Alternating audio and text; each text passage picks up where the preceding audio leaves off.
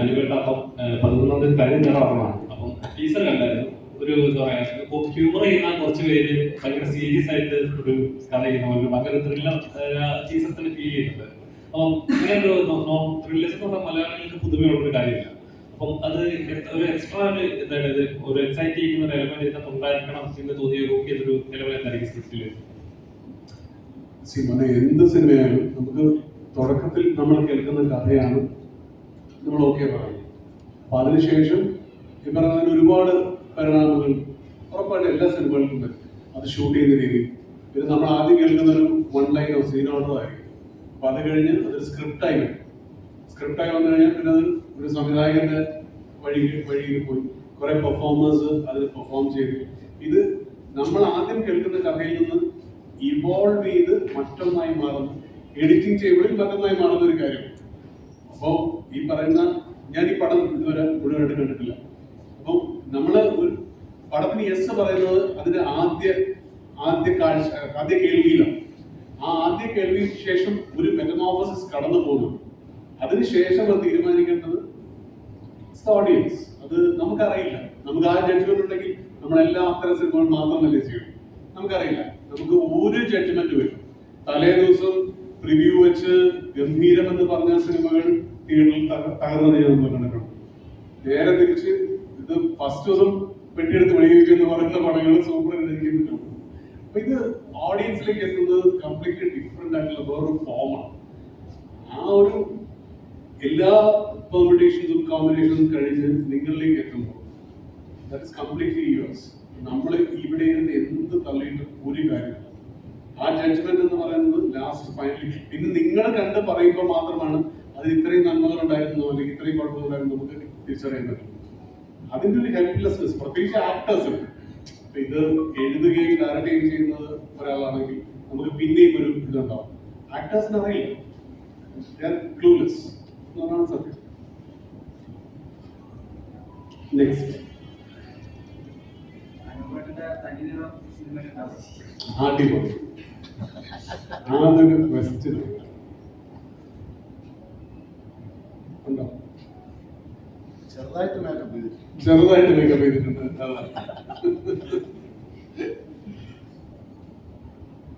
നിങ്ങളെല്ലാം മിണ്ടാതിരിക്കുന്ന പോലെ ഒന്നുമില്ല.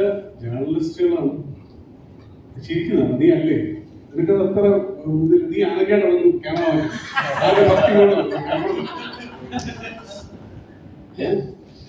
നിനക്കൊരു ചോദ്യം ഉണ്ടോ? ചോദിക്കും. മൈക്ക് കൈമാറും.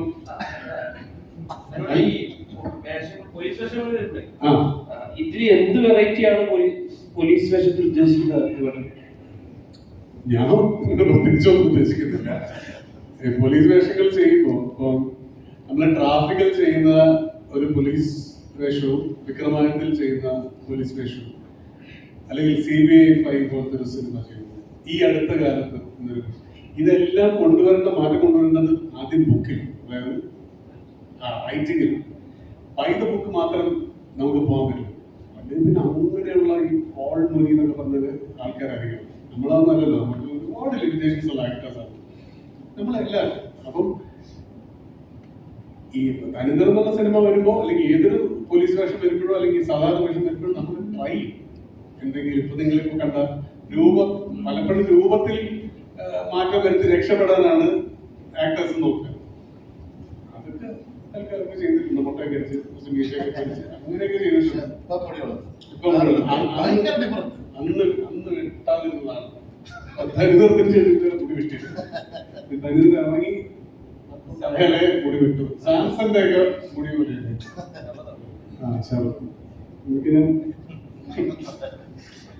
അടുത്തത് ഇവിടെ ത്രില്ലർ സിനിമകളോടൊരു പ്രത്യേകത ഇതുണ്ട്, താല്പര്യമുണ്ട്. അഭിനയിച്ചുള്ള സിനിമകളിലൊക്കെ ഒരു ത്രില്ലർ മൊമെന്റിലുള്ള ജോണർപ്പെട്ട പ്രകടനമാണല്ലോ. എനിക്ക് കൂടുതൽ വരുന്നത് അത്തരം സിനിമകളാണ്. എനിക്ക് എല്ലാത്തരം സിനിമ ആക്ഷൻ ഒഴിച്ചിട്ടുള്ള എല്ലാ സിനിമയും എനിക്ക് ഇഷ്ടമാണ്. അടികൂടുക എല്ലാവരും ഉപദ്രവിക്കുക എന്ന് പറയുന്നത് വലിയ താല്പര്യമുള്ള കാര്യമല്ല. എനിക്ക് ഇഷ്ടമുള്ള ആൾക്കാരുണ്ട്, നന്നായിട്ട് ചെയ്യുന്ന ആൾക്കാരുണ്ട്. അത് ഒട്ടും കുറ്റം പറയുന്നില്ല, എനിക്ക് പറ്റാറില്ല. ഞാൻ കഴിയുന്ന എത്രയോ സിനിമകൾ അടിയുണ്ട് എന്ന കാര്യങ്ങൾ ഒരുപാട് സിനിമ. അതൊഴിവായിട്ട് മാത്രമല്ല, അടിയുള്ള സിനിമകളിൽ അപ്പുറത്ത് വേറൊരു നായകനുണ്ടെങ്കിൽ അവനെ അത് കൊടുത്തിട്ട് രക്ഷപ്പെട്ട ഉണ്ണിമുഖത്തിനൊക്കെ ഞാൻ ചാണക്യന്ത്രത്തിലൊക്കെ അങ്ങനെ പണി കൊടുത്തിട്ടുണ്ട്. ഉണ്ണിക്ക് വേണ്ടി ഇതൊക്കെ വലിയ ഇഷ്ടമുള്ള കാര്യമാണ്. നമ്മൾ കണ്ണെടുത്ത് പോയി ഇങ്ങനെ ഡയലോഗ് വിളിക്കപ്പെട്ടെ. നിങ്ങൾ ഇനി ആ സിനിമ ഉണ്ടാ ശ്രദ്ധിച്ചാൽ അറിയാം.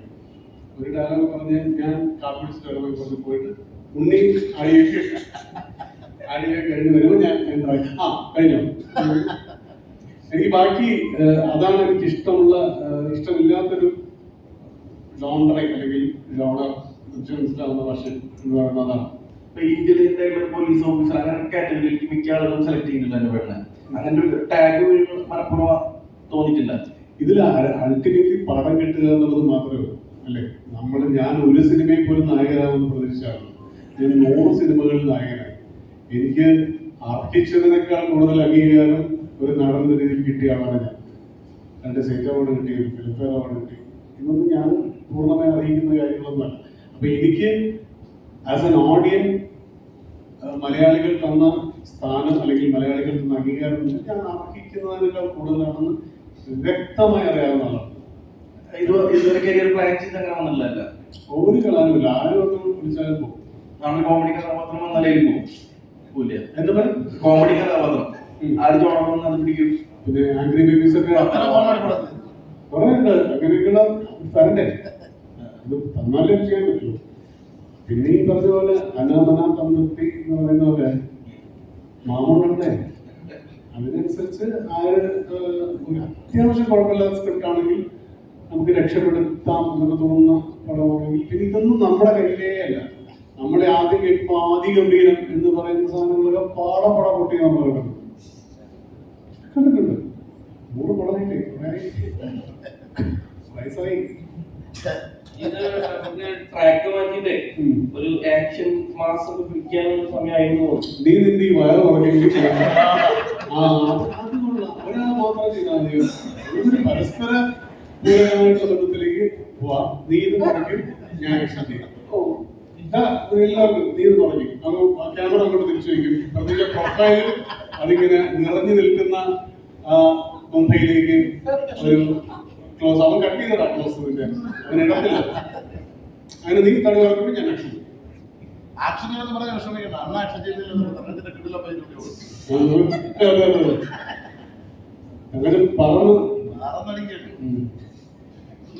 എന്നിട്ട് നായകനെ പറ്റി ഈ വീണ്ടും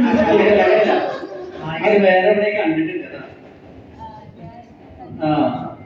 നീ ആളെ കണ്ടിട്ടുണ്ടതാ. നീ ആദ്യം ഒരൊറ്റ കാര്യം ചെയ്യും. ഞാൻ ക്യാമറ കുറച്ച് വൈഡ് ലെൻസിലേക്ക് ഇട്ട് ബാക്കി കൂടെ ആ പാവങ്ങളൊക്കെ ഒന്ന് പിടിക്കാം. ശരി, ഓക്കെ. ഒന്നുകൂടെ ആ കുട്ടിക്ക് പരിചയപ്പെട്ടു.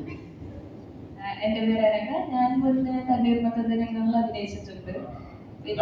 തണ്ണീർമത്തതിനുള്ള കുഞ്ഞവളാണ്. കുഞ്ഞല്ലേ? +2. അതെ, +2. പിന്നെ പത്രോസിന്റെ പടപ്പോൾ എന്ന് പറഞ്ഞ മൂവിയിലെ നെസ്ലന്റെ അതായിട്ട് ചെയ്തായിരുന്നു. പിന്നെ എന്നെ കുറെ പറഞ്ഞു.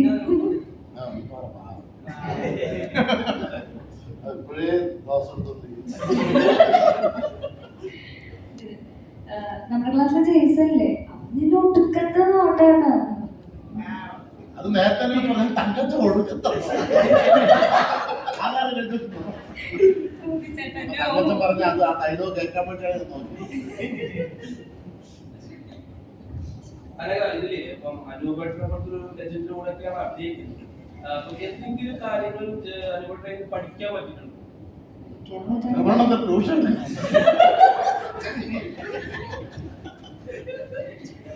പേഷ്യൻസ്, പിന്നെ അതുപോലെ തന്നെ സാറാണ് സെറ്റ് ബിഹേവ് ചെയ്യണതായാലും സാറിന്റെ ആക്ടിങ് ആയാലും എല്ലാം നോക്കിക്കൊണ്ട് പഠിക്കാനുള്ളതൊക്കെ. ആകെ മൊത്തം ടോട്ടൽ. അതെ, ടോട്ടൽ. Thank you.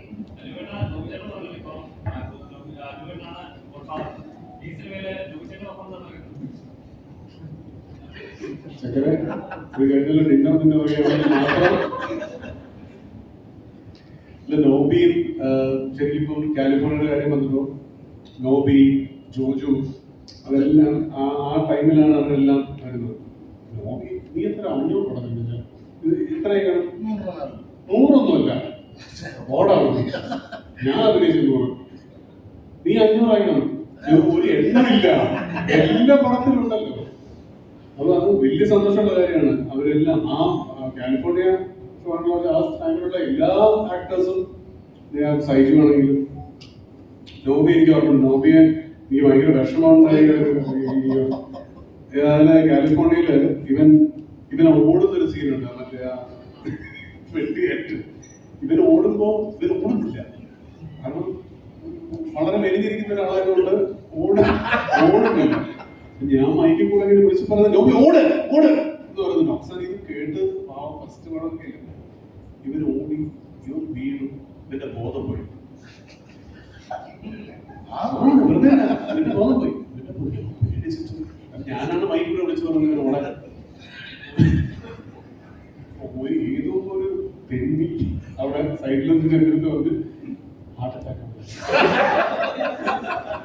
അതുകൊണ്ട് നമ്മുടെ ഭാവി ഇത് പിന്നെയും വിളിയാണ്. നോബി അവിടെ എത്തി, ഹോസ്പിറ്റലിൽ കൊണ്ടുപോയി. നോബിയെ ഹോസ്പിറ്റലിൽ കൊണ്ടുപോയി വഴിക്കുന്നൊക്കെ വിളിച്ച് പറഞ്ഞു. അപ്പോഴും ഏതോ ഒരു ബുദ്ധിമുട്ടാണ് ചേട്ടാ കിട്ടാൻ. ഇവന്റെ കിടപ്പ് കണ്ട അങ്ങനെയല്ലേ? ഇവന്റെ ആ റോഡില്, നമ്മുടെ കളമശ്ശേരി റോഡിലാണ് ഇവനെ എണീപ്പിച്ച് 10 പേരെ അങ്ങനെ ആംബുലൻസ് കയറി കൊണ്ടുപോയി. എന്നിട്ട് പിന്നെ പറയും, അല്ല, അത് സംഭവം എന്ന് പറഞ്ഞാൽ അത് കോമഡി സ്റ്റാർസ് നടക്കുന്ന ടൈം. അപ്പം ഈ കാലിഫോർണിയയുടെ ഷൂട്ട് നടക്കുന്ന എല്ലാ ദിവസവും എനിക്ക് പ്രോഗ്രാം ഉണ്ട്. അപ്പൊ അന്ന് ട്രൂപ്പിന് പ്രോഗ്രാം കളിക്കുന്ന സമയമാണ്. അപ്പൊ കോമഡി സ്റ്റാർസിന്റെ പിന്നാലെ എത്താറായി. അപ്പൊ എല്ലാ ദിവസവും പരിപാടി ഇവിടെ ഷൂട്ടും. പക്ഷെ അണ്ണൻ എല്ലാ ദിവസവും 5 മണിയാകുമ്പോൾ എന്നിട്ട് ഞാൻ ഇവിടെ പ്രോഗ്രാം നെയ്യാറ്റിനൊക്കെ എനിക്ക് പ്രോഗ്രാം കഴിഞ്ഞ് വീണ്ടും എറണാകുളത്ത് വരും, വീണ്ടും പിറ്റേന്ന് പോകും. അങ്ങനെ ഓരോ ദിവസം പ്രാർത്ഥിച്ചിട്ട് അടുത്തോട്ട് പരിപാടി അപ്പോഴും എനിക്ക് ഭാഗ്യമില്ല. ഇതെല്ലാം പ്രമാണം തന്നെ പോകുന്നിരിക്കും. കോമഡി സ്റ്റാർസിന്റെ ഷൂട്ടുണ്ട്, അവിടെ പോകാൻ പറ്റില്ല. എന്റെ ഓപ്പറേഷൻ കഴിഞ്ഞ് ഞാൻ ആദ്യമായിട്ട് ഓടുന്നു. ഇത്രയും ദിവസം ഉറക്കൊണ്ടിരിക്കുന്നു, ഓടിയാലല്ലേ പറ്റൂ. എനിക്കറിഞ്ഞൂടാ, ഫസ്റ്റ് പടമല്ലേ, നമ്മൾ ഓടാൻ പറ്റൂലെന്ന് പറയാൻ പറ്റില്ല. എങ്ങനെയും ഏറ്റവും വലിയ ടെൻഷൻ കാലിന് കമ്പ്ലീറ്റ് ആയി. അപ്പൊ എനിക്കൊരു പേടി, ദൈവം ഇതിന് ഊരി പോകും. ആ ഒരു ടെൻഷൻ ഉള്ളിലുണ്ട്.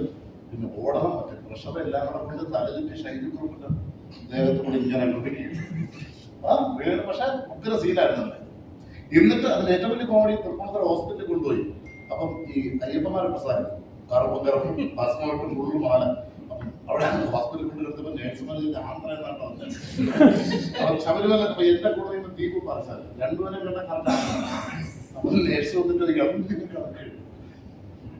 സ്വാമി ശബരിമലയിൽ പോയതാ ദീപു പറഞ്ഞു, ഇല്ല ഞങ്ങൾ ഷൂട്ടിങ് വന്നിട്ടുണ്ട്. ഷൂട്ടിങ് വന്നു പെട്ടെന്ന് ഈ അയ്യപ്പന്റെ പ്രശ്നം ശബരിമല സീസൺ വരുന്നത്. പക്ഷെ എന്തായാലും അവിടെ നിന്ന് തുടങ്ങിയതാണ്. ഇപ്പോഴത്തെ ക്ലസ് മീറ്റിൽ വരെ അണ്ണൻ എടുത്തുകൊണ്ടിരിക്കാൻ പറ്റും. വലിയ ഭാഗ്യം.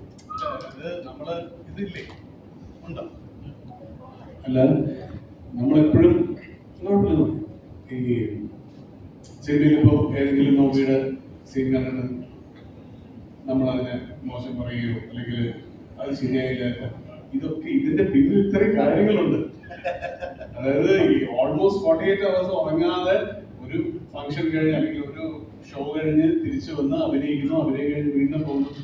സോ ഇതൊന്നും ഈ ഇവിടെ വന്നിരിക്കുന്നുണ്ടെങ്കിൽ അത് കളിയല്ല അയാൾ കളിച്ചിട്ടുള്ളത്. അയാൾ അത്രയധികം അധ്വാനിച്ചിട്ടുണ്ട്. ഇപ്പൊ ഇത് പറയാനുള്ള ഏറ്റവും വലിയ സംഭവം ചിലപ്പോൾ ഈ പടത്തിൽ മോഹൻ ഉൾപ്പെടെയുള്ള ഒരുപാട് പുതിയ ആങ്കേഴ്സ് ആയിട്ട് വന്നവർ നിങ്ങളുടെ ഇതുപോലെ ഇരുന്ന ഒരാളാണ് റോഹൻ, അല്ലേ? അപ്പം വലിയ അച്ചീവ്മെന്റ് ആണ്. ഒരു സിനിമയിൽ പ്രധാന വേഷമാണ് ഇപ്പോൾ റോഹൻ ചെയ്യുന്നത്. എത്ര പേരുടെ സ്വപ്നമാണ്, എത്ര പേരെത്തുന്നു. അപ്പൊ അത് നമുക്ക് എന്താ പറയുക, ഇതിനെ നമ്മൾ ഇവരുടെ പിന്നിലുള്ള ത്യാഗങ്ങളോ വിഷമങ്ങളോ അവരുടെ ഫാമിലിയോ അല്ലെങ്കിൽ അവരുടെ ഫാമിലിയുടെ സ്വപ്നങ്ങൾ, അവരെ കുറിച്ചുള്ള സ്വപ്നങ്ങളൊന്നും നമ്മൾ ശ്രദ്ധിക്കാറില്ല. അതിന് പോരാ എന്ന് പറഞ്ഞൊരു പുതുമുഖത്തെ പറഞ്ഞു കൊടുക്കണം.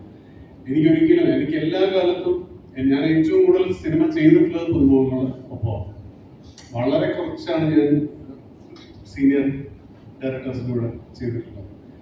അതിന്റെ പ്രധാന കാര്യം വെച്ചാൽ നമുക്കത് വളരെ വ്യക്തമായിട്ട് ആ ഒരു ഷൂസിൽ എമ്പത്തിരിക്കത് കാണാൻ പറ്റും. കാരണം ഞാൻ ഗോൺ ത്രൂ ആ റട്ട് ഞാൻ കണ്ടിട്ടുണ്ട്. നോബിക്ക് അന്ന് വീണപ്പോൾ ശരിക്കും പറഞ്ഞാൽ കുറ്റബോധത്തെക്കാളേറെ ഇയാള് ആ സിനിമയ്ക്ക് വേണ്ടി, സിനിമ നടനാവാൻ വേണ്ടി സഹിക്കുന്ന കാര്യങ്ങളെ കുറിച്ചാണ് അപ്പോൾ നമ്മുടെ മനസ്സിൽ ഓടുന്നത്. അതുപോലെ തന്നെയാണ് ഈ കുട്ടികളൊക്കെ. എനിക്ക് തോന്നുന്ന രാത്രികൾ ഇപ്പോഴായിരിക്കും ഇവർക്കൊക്കെ മനസ്സിലായിട്ടുണ്ടാവുക what it takes to be a actor, അല്ലെ? ഇപ്പുറത്തെ ഭാഗത്ത് വന്നിരിക്കുമ്പോൾ ഈ നിരന്തരമായ മീറ്റിങ്ങുകൾ, രാത്രികളിൽ ഉറക്കമില്ലാത്ത ഷൂട്ടിംഗ്, ഇതെല്ലാം കഴിഞ്ഞ് പിറ്റേ ദിവസം രാവിലെ ആകുമ്പോൾ 4 മണിക്ക് പ്രൊഫഷൻസ് വീണ്ടും വിളിക്കും, തട്ടി വിളിക്കും, 5 മണിക്ക് ഷോ എടുക്കണം എന്ന് പറയുന്നു. അപ്പൊ അത് ആ ഒരു ജേർണി ഒരു തരത്തിൽ ബ്യൂട്ടിഫുൾ ആണ്. പക്ഷെ അതിനെ മറ്റൊരു വശത്ത് നിന്ന് കാണുമ്പോൾ കുറച്ചുകൂടി എമ്പത്തറ്റിക് ആയിട്ട് ആൾക്കാരെ കാണണം എന്നുള്ളതാണ് എനിക്ക് തോന്നുന്നത്. ഇപ്പൊ നീ കണ്ടോളി കാണും.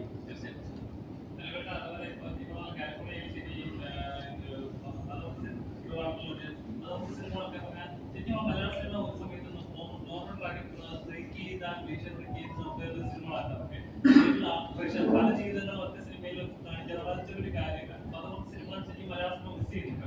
അല്ലെങ്കിൽ ഇന്നിപ്പം അങ്ങനത്തെ സിനിമകൾ ചെയ്ത് ക്രിട്ടിസൈസ് ചെയ്യാൻ, പൊളിറ്റിക്കൽ കറക്റ്റ്നസ് പറയാൻ ആളുകളുടെ കൂടുതലാണ്. അപ്പം അതുകൊണ്ട് സിനിമകൾ ചെയ്യപ്പെടാനായിട്ടുള്ള സാധ്യത കുറയുവാണ് കൂടുതലാണ്, അത് ചെയ്യാനുള്ള മടിയാണ്. എല്ലാ കാലത്തും ഇത് നമ്മളെ ബോധർ ചെയ്യുന്നുണ്ടോ എന്നുള്ളത് മാത്രമല്ല. പൊളിറ്റിക്കൽ കറക്റ്റ്നസ് നമ്മളെ ബോധർ ചെയ്തിട്ടുണ്ടെങ്കിൽ ലോഡ്ജ് ഒരിക്കലും ചെയ്യാൻ പറ്റില്ല. ഒരിക്കൽ ട്രാൻ ലോഡ്ജോ ഈവൻ കാലിഫോർണിയ ചെയ്യാൻ പറ്റില്ല. കാലിഫോർണിയ നമുക്കൊരു ഈ പറയുന്ന ഒരു ഫൺ ട്രാക്കൊക്കെ ആണെങ്കിലും അത് ചോദിക്കുന്ന ചോദ്യങ്ങൾ, ഇവൻ ചോദിക്കുന്ന ഒരു ചോദ്യമാണ് എൻ്റെ ഫേവറേറ്റ് ആയിട്ടുള്ള, എൻ്റെ എക്കാലത്തെയും ഇഷ്ടപ്പെട്ട ചോദ്യം. അണ്ണാ ബുദ്ധ ക്രിസ്ത്യാനിയാണോ എന്ന് ചോദിക്കുന്ന ചോദ്യം വളരെ നിഷ്കളങ്കമായി ചോദിക്കാം. ആക്ച്വലി ആ ചോദ്യത്തിന് വേറെ അർത്ഥത്തിൽ ആലോചിക്കുകയാണെങ്കിൽ ഒരുപാട് ഫിലോസഫിക്കൽ മാനങ്ങളുണ്ട്, അല്ലേ? കാരണം നമ്മൾ ഈ മതം എന്ന് പറയുന്നത്, മതം ഉണ്ടായിട്ട് 2000 വർഷങ്ങളോ 3000 വർഷങ്ങളോ ഉണ്ടായിട്ടുള്ളൂ. അതിനു മുമ്പ് 10 ലക്ഷം വർഷം ഇതൊന്നുമില്ലാതെ മനുഷ്യൻ ദൈവത്തെ പോലും കണ്ടുപിടിക്കാതെ ജീവിച്ചിട്ടുണ്ട് എന്ന് പറയുന്ന ഒരു സാധനം ഈവൻ പരസ്പരം ഒരു ടെററിസ്റ്റ് ആണ്. അപ്പം എന്താണ് മനുഷ്യന്റെ പ്രാഥമിക കാര്യങ്ങൾ പോലും, അതായത് വസ്ത്രം, പാർപ്പിടം എന്നൊക്കെ പറയുന്ന വളരെ പ്രൈമറി കാര്യങ്ങൾ പോലും നമ്മൾ ശ്രദ്ധിക്കാതെ ഈ വിവരക്കേടുകളിലേക്ക് പോകുന്നത്. അതിനെയാണ് ആ പടം പലപ്പോഴും ക്രിട്ടിസൈസ് ചെയ്തത്. സോ അന്ന് എനിക്ക് ഇന്ന് അത് ചെയ്യാൻ പറ്റുന്ന സംശയമുണ്ട്. കാരണം വെച്ചാൽ ഇന്ന് ആ dialogue might be a blasphemy, can be ഒരു മതനിന്ദയായിട്ട് പോലും ഡബ് ചെയ്യപ്പെടാം. അത് ആ അർത്ഥത്തിൽ കറക്റ്റാണ്. നമ്മൾ ഭയങ്കര കൺഫൈൻഡ് ആയി ഓരോ കാര്യങ്ങളും, ഒരു സിനിമയുടെ പേര് പോലും ഇടാൻ പറ്റില്ല എന്നുള്ള അവസ്ഥയ്ക്ക് ചെറുതായിക്കൊണ്ടിരിക്കുകയാണ് ആ ഒരു അർത്ഥം. അത് സത്യമാണ്. പിന്നെ ഈ പറയുന്ന പോലെ അന്ന് അങ്ങനെ ഒരു പല ഇപ്പം ബ്യൂട്ടിഫുൾ ആ സമയത്ത് കുറെ അങ്ങനത്തെ സിനിമ, ബ്യൂട്ടിഫുള്ളും ട്രിവാൻഡ്രം ലോഡ്ജും കാലിഫോർണിയയും പോലെ തന്നെ അതിനേക്കാൾ മനോഹരമായ ട്രാഫിക് എന്ന് പറഞ്ഞ പടം, അല്ലെങ്കിൽ ആഷിഖിന്റെ പടം സോൾട്ട് ആൻഡ് പെപ്പർ, ഇതൊക്കെ ഓരോ അതിന്റെ പല ഗണത്തിലും വളരെ, ഈവൻ അരുണിന്റെ മുരളി എഴുതിയ ഈ അടുത്ത കാലത്ത് അങ്ങനെ ഒരുപാട് സിനിമ. അത് ഒരു ദാറ്റ്സ് എ സൈക്കിൾ. അതൊരു 10 years കഴിഞ്ഞപ്പോൾ പിന്നെ ഇപ്പൊ വന്നപ്പോ ഗിരീഷ് ഷെട്ടിയുടെ സിനിമകൾ വരുന്നു. സോ ആ സൈക്കിൾ കണ്ടിന്യൂസ്. ഓരോരുത്തർ അതിനകത്ത് ആവുന്നു, ഞാൻ അതിനകത്ത് ഇൻസ്ട്രുമെന്റ് ആവുന്നു മാത്രമേ ഉള്ളൂ. അതൊരു നൈരന്തര്യമാണ്. പക്ഷെ ഞാനും ചോദിച്ചാണ് അടുത്ത് കാലിഫോർണിയ ഒരു സെക്കൻഡ് പാർട്ട് നന്നായിട്ട് ഓടും. കാര്യം ഒരു ആട് 2-3 ജനപ്രതീക്ഷിക്കുന്ന പോലെ ഒരു സെക്കൻഡ് പാർട്ടിന് പ്രതീക്ഷ അത്ര ആർട്ടിസ്റ്റുകളുണ്ട് ആ സിനിമയിൽ. ആ ഒരു തരം സിനിമ എന്ന് പറയുന്നത് ഇപ്പം കാലിഫോർണിയ കഴിഞ്ഞിട്ടാണ് ആട് വരുന്നത്. അപ്പോ ആട് അന്ന് തിയേറ്ററിൽ പോയില്ല, പക്ഷെ ആട് 2 ബിഗം. കാരണം ആ ഒരു സ്റ്റൈലിംഗ് ഒരു റിയൽ കമേഴ്സ്യൽ സിനിമയുടെ സ്റ്റൈലിംഗ് ആണ്. നമുക്കൊരു പല പാരലൽ ട്രാക്കുകളിൽ വെച്ചിട്ട് ലാസ്റ്റ് ഇത് കൊണ്ടുപോയി അതിൽ ഒരുമിപ്പിക്കുക എന്നാണ്. ഇങ്ങനെ കാലിഫോർണിയയിൽ 10ഓളം ട്രാക്കുകൾ ഉണ്ടായിരുന്നു, പല പല ക്യാരക്ടേഴ്സിന്. ഇതെല്ലാം കൊണ്ടുവച്ച് ഒരു ക്ലൈമാക്സിൽ കൊണ്ടുവച്ച് അതായിരുന്നു അതിലെ ഫൺ, അതിലെ രസം അതായിരുന്നു എഴുത്തിൽ. അതേപോലെ അതുപോലെ ഇപ്പൊ ലാലേട്ടനുമായിട്ട് ചെയ്യാനിരിക്കുന്ന പടം, ഇപ്പം ലാലേട്ടൻ തന്മൂർത്തിയുടെ വർക്കായിട്ട് ഇപ്പം മീശ തിരിച്ചിരിക്കുന്ന ഒരു കഥാപാത്രമാണ് താടിക്കരുത്. അപ്പം ചേട്ടൻ സിനിമയിലേക്ക് ലാലേട്ടൻ അതിനെ കുറിച്ച് വളരെ എന്താണ് ഏർലിയാണ് അത് എങ്ങനെയായിരിക്കും എന്ന് പറയാൻ. അതിന്റെ കറക്റ്റ് പ്രൊഡക്ഷൻ വന്നാലേ എനിക്ക് അതിനെ കുറിച്ച് സംസാരിക്കാൻ പറ്റും. അതിനകത്ത് ഉണ്ടായിരുന്ന പ്രൊഡക്ഷൻ അത് വർക്കായില്ല. അപ്പൊ അങ്ങനത്തെ ഒരു ടെക്നിക്കൽ ഗ്ലിച്ച് അതിന് നിലനിൽപ്പുണ്ട്. അത് കൂടുതലും എൻ്റെ ശാഠ്യമാണ്. അപ്പൊ ആ ശാഠ്യം ആ പടത്തിന് നല്ലതിനാണ് എനിക്ക് തോന്നുന്നു. ലാലേട്ടനും പറയുന്നത് അതാണ്, കറക്റ്റ് ആൾ വരട്ടെ ആസ് എ പ്രൊഡ്യൂസർ. അങ്ങനെ ഒരു പ്രൊഡ്യൂസർ വന്നാലേ ആ സിനിമ സംഭവിക്കുള്ളൂ. ഓടി പിടിച്ച് ചെയ്യേണ്ട കാര്യമൊന്നുമില്ല.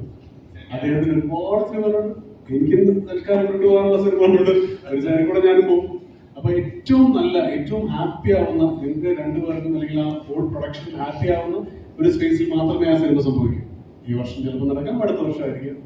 Let it happen at that time when everything is rosy and happy. Rohin, ഇപ്പം നമ്മുടെ മീഡിയയിലുള്ള ആങ്കറാണ്. ഇപ്പൊ മീഡിയ ലൈഫിലേക്ക് ഇവിടെ നിന്ന് ചോദ്യങ്ങൾ ചോദിച്ചിരുന്ന അവിടെ നിന്ന് ചോദ്യങ്ങൾക്ക് ഉത്തരങ്ങൾ പറയുന്ന ഒരു സ്റ്റേജ് ഉണ്ടല്ലോ, നമുക്കറിയാം. ഇപ്പൊ ഇവിടെ നിന്ന് ചോദ്യങ്ങൾ ചോദിക്കുമ്പോൾ ഉണ്ടാകുന്ന ഫീലിംഗും അവിടെ നിന്ന് ചോദ്യങ്ങൾക്ക് ഉത്തരങ്ങൾ പറയുമ്പോൾ ഉണ്ടാകുന്ന ഒരു ഫീലിംഗ് ഡിഫറെന്റ് ആണ്. അതൊരു സെറ്റ് ലൈഫും വേറൊരു എൻ്റെ ഡിഫറെന്റ് ആണ്. അപ്പൊ എങ്ങനെ ഉണ്ടായിരുന്നു സിനിമാറ്റിക് ലൈഫ്? ആദ്യം താങ്ക് യു. നല്ല നല്ല ചോദ്യങ്ങൾ, നല്ല ഇന്റർവ്യൂ. മേഖല തിരിഞ്ഞെന്ന് പറഞ്ഞതിന് നേരത്തെ ആ ചോദ്യത്തിൽ ഉത്തരവുണ്ട്. ഞാൻ മുമ്പും പറയാനുള്ള കാര്യമാണ്, ഇന്റർവ്യൂ പറഞ്ഞത് ചോദിക്കാനാണ് കുറെ കൂടി എളുപ്പം എന്നുള്ള കാര്യം. കാരണം നമുക്ക് ഇതെങ്ങനെ പോകണം, ഇതെങ്ങനെ ഡ്രൈവ് ചെയ്യണം എന്നുള്ളത് നമുക്ക് കുറച്ചൊരു ധാരണ ഉണ്ടാവും. ഈ ചോദ്യം എങ്ങനെയാണ് പോകേണ്ടതെന്നുള്ളതും ആ മറുപടികളിൽ നിന്ന് എങ്ങനെയാണ് ഇത് സബ് ക്വസ്റ്റ്യൻസ് പോകേണ്ടതെന്നുള്ളതും നമുക്കൊരു ധാരണ ഉണ്ടാവും. ഉത്തരങ്ങൾ പറയുന്നവർക്ക് പറ്റില്ല എന്നുള്ളത്, ആ ചോദ്യങ്ങൾക്ക് അനുസരിച്ച് ഉത്തരം പോകണം എന്നുള്ളത്, ഇതെങ്ങനെ വേണമെങ്കിലും മാറിപ്പോകണം, വ്യതിചലിക്കുക എന്നുള്ളത് കുറേ എളുപ്പം അവിടെ ഇരിക്കാനാണ് എന്നുള്ളത് ഇവിടെ ഇരുന്നുകൊണ്ട് പറയട്ടെ. ഇവിടെ ഇരിക്കുമ്പോൾ മറ്റൊരു ഗുണം നേരത്തെ ഇവിടെ പറഞ്ഞ പോലെ മറ്റേ നമ്മൾ ചോദിക്കാൻ സിനിമയെ കുറിച്ചാണെങ്കിലും ആ സിനിമയുടെ കാര്യങ്ങളെ കുറിച്ചാണെങ്കിലും നമ്മൾ ചോദിക്കുമ്പോൾ അതിന് ഏറ്റവും ഒരു ആകാംക്ഷയാണ്, അല്ലെങ്കിൽ കുറച്ചുകൂടി ഒരു ക്യൂരിയോസിറ്റി ഭയങ്കര കൂടുതലുണ്ടാവും എന്തിനും ഉത്തരം കിട്ടാനുള്ളത്. പക്ഷെ ഇവിടെ എങ്ങനെയാണ് ഇത് പോയിരുന്നതെന്നുള്ളതിന്റെ ഒരു അവസ്ഥയെക്കുറിച്ച് കൃത്യമായിട്ട് ധാരണ ഉണ്ടാവില്ല. ഇപ്പോൾ എന്നോട് നേരത്തെ സൂചിപ്പിച്ചാൽ അതാണ് യാഥാർത്ഥ്യം. ഈ സിനിമയുടെ അകത്ത് നിന്നുമ്പോഴാണ് എങ്ങനെയായിരുന്നു ഇവർക്ക് മുൻപ് ഞാൻ ചോദിച്ച ചോദ്യങ്ങൾക്ക് ഉത്തരം പറയുമ്പോൾ എത്രത്തോളം അതിനെ കുറച്ച് പ്രയാസം ഉണ്ടായിരുന്നു എന്നുള്ളത് മനസ്സിലാക്കാൻ പറ്റിയിരുന്നത്. ആ പ്രയാസം ഒരു സിനിമയിലൂടെ നീളമുണ്ട്, ലൊക്കേഷനിലൂടെ നീളമുണ്ട് എന്നുള്ളത് തന്നെയാണ്. ആ പ്രയാസത്തെ ഇല്ലാതെ ആക്കുന്നത് സീനിയർ ആർട്ടിസ്റ്റുകൾ അനുവേണ്ടി ഉൾപ്പെടെ നമുക്ക് ചെയ്യാൻ പറ്റുമോ എന്നുള്ളത് തന്നെയാണ്. ഇപ്പോൾ പലപ്പോഴും ചോദിക്കും എങ്ങനെയാണ് ഇവരിപ്പോൾ വർക്ക് ചെയ്യുമ്പോൾ അതിനൊരു ബുദ്ധിമുട്ടും കാര്യങ്ങളും എന്നുള്ളത്. ബുദ്ധിമുട്ട് നേരെ അവർക്കാണ്. കാരണം ഒരു അത്രയും വർഷങ്ങൾ കൊണ്ട് അവരുണ്ടാക്കിയ ഒരു എക്സ്പീരിയൻസ് ഉണ്ട്. ഭയങ്കര ഈസി ആയിട്ട് ചെയ്യാൻ പറ്റുന്ന ഒരു കാര്യത്തെ ആക്കിയെടുക്കുന്നത് വർഷങ്ങൾ കൊണ്ടാണ്. നമ്മൾ ഇന്ന് കയറി വരുന്ന ഒരാളാണ്. അപ്പോൾ നമുക്ക് സ്ക്രീൻ സ്പേസ് ഷെയർ ചെയ്യുന്ന സമയത്ത് ആ ബുദ്ധിമുട്ടുണ്ടാവും നമുക്കല്ല, അവർക്കാണ്. കാരണം അവർ പോകുന്ന റൂട്ടിലേക്ക് നമ്മൾ പിടിച്ചു വെച്ചുകൊണ്ട് വരണം. നമുക്ക് അവിടെ എത്താൻ കുറച്ച് ബുദ്ധിമുട്ടായി. അപ്പോൾ അത് കുറച്ചുകൂടി ആ പ്രയാസത്തെ കുറച്ചുകൂടി അനായാസമാക്കുന്നത് അവർക്കൊപ്പം നിൽക്കുമ്പോൾ നമ്മളെ സഹകരിക്കുന്നതോടുകൂടിയാണ്. അപ്പോൾ എന്നിട്ടിപ്പം നേരത്തെ ഷേണായി തുടക്കത്തിൽ പരിചയപ്പെടുത്തു പറഞ്ഞു ആദ്യത്തെ സീൻ തന്നെ കിട്ടുന്നത്. അപ്പോൾ നമുക്ക് ഇപ്പോഴും പറയാറുണ്ട് നമ്മൾ കുറച്ചുകൂടി ഈസി ആയിട്ട് കുറച്ച് ഡിഫിക്കൽട്ട് ആയിട്ടുള്ള സാധനങ്ങൾ ആദ്യമേ കിട്ടുകയാണെന്നുണ്ടെങ്കിൽ നല്ലതായിരിക്കും. ഈ സിനിമയിൽ വരുമ്പോൾ ലൊക്കേഷനിൽ ആദ്യം തന്നെ വഹിക്കുന്നത് എന്താണോ അത് തന്നെയാണ് ആദ്യം കിട്ടിയത്. അപ്പോൾ അതിനുവേണ്ട കൂടിയായിരുന്നു തുടക്കത്തിൽ സീൻസ് വരുന്നത്. അപ്പോൾ ഒരു പക്ഷേ ഇങ്ങനെ ചെയ്യാം. നമ്മൾ പലപ്പോഴും ഇന്റർവ്യൂവിലാണെങ്കിലും നമ്മൾ ചോദിച്ചു കേട്ടുള്ളതാണ്, സീനിയർ ആർട്ടിസ്റ്റ് വരുമ്പോൾ 1-2 നമ്പറുകൾ കയ്യിൽ വെച്ചിട്ടുണ്ടാവും. പറഞ്ഞുകൊണ്ടിരിക്കുന്ന സമയത്ത് അത് പെട്ടെന്നുള്ള രീതിയിലേക്ക് ഇത് ആക്ച്വലി വരും എന്നുള്ളത്. അപ്പോൾ ഇവിടെ നമുക്ക് നേരെ തിരിച്ചാണ്. ഇത് ഞാൻ കുറേ കേട്ടിട്ടുള്ളതാണ്. പക്ഷെ ഇവിടെ വരുന്ന സമയത്ത് ഒരു സീൻ തുടങ്ങുന്നതിന് മുമ്പ് അവർ ടേക്കിന് ശേഷം അതിനോട് വന്ന് പറയുകയാണ് ചെയ്യുന്നത്, ഈ പറയുന്നത് ഇത് ഇങ്ങനെയാണെങ്കിൽ കുറച്ചുകൂടെ നല്ലതായിരിക്കും, അല്ലെങ്കിൽ ഈ സമയം എടുത്ത് ചെയ്യുകയാണെങ്കിൽ കുറച്ചുകൂടെ നല്ലതായിരിക്കും, നമ്മുടെ പ്രൊഫൈലിൽ എടുക്കുകയാണെങ്കിൽ ഓക്കെ. അപ്പോൾ അവിടെ ഒന്ന് ഒട്ടും പരിചയമില്ലാത്ത ഒരു കുടുംബത്തിനൊപ്പം ചെയ്യുന്നതിന്റെ ഭയങ്കരമായിട്ട് ബുദ്ധിമുട്ടൊരു സൈഡിലുണ്ട്. അതും അതിനപ്പുറത്തേക്ക് മറിച്ച് വെച്ചുകൊണ്ട് ചെയ്യുന്നത് നമ്മൾ ഏറ്റവും ബെറ്ററാക്കാനൊപ്പം നിർത്താനാണെന്നുള്ളതാണ്. അപ്പോൾ ഇതൊക്കെ വല്ലാത്തൊരു അനുഭൂതിയാണ്. ഇപ്പോൾ ഒരു സിനിമ 13-ാം തീയതി എത്തുന്നു, നമുക്ക് കൊണ്ടൊരു വെള്ളിയാഴ്ച എന്ന് നമ്മൾ പറഞ്ഞ് ശീലിച്ചു കൊടുക്കുന്നു. അതേ ഫെബ്രുവരി 13 ഒരു വെള്ളിയാഴ്ച സിനിമ എത്തുമ്പോൾ ആ സിനിമ റിലീസ് ആവുന്നേക്കാൾ മുമ്പ് കിട്ടുന്ന വലിയൊരു ആത്മസംതൃപ്തിയുണ്ട്. അത് ഈ സമയങ്ങളോട് പോയപ്പോഴായിരുന്നു. അത് പറയാതെ വയ്യ, അത് വല്ലാതെ അനുഭവിച്ചിട്ടുണ്ട്, ആസ്വദിച്ചിട്ടുണ്ട്.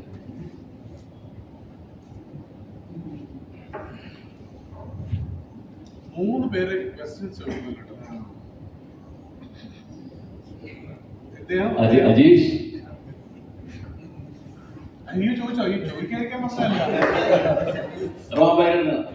കുറച്ച് കഴിഞ്ഞ പ്രീവിയസ് പ്രൊമോഷനിൽ പറഞ്ഞു, അനുപേട്ടനെ കുറിച്ച് പറഞ്ഞു, ഭയങ്കര എൻസൈക്ലോപീഡിയാണ് അനുപേട്ടൻ. സിനിമയെ കുറിച്ച് അറിയാം, എന്താ പറയുക, കാര്യങ്ങളെ കുറിച്ച് അറിയാം, ഭയങ്കര ഓവറാണ്. ഒരു ആപ്പിൾ പോലെയാണ് അനുപേട്ടൻ. അത് ക്യാരി ചെയ്യുന്ന സ്റ്റാർഡം, അത് ഭയങ്കര ഫീലാന്ന് പറഞ്ഞു. ഇവിടെ വലിയ ആരാധന.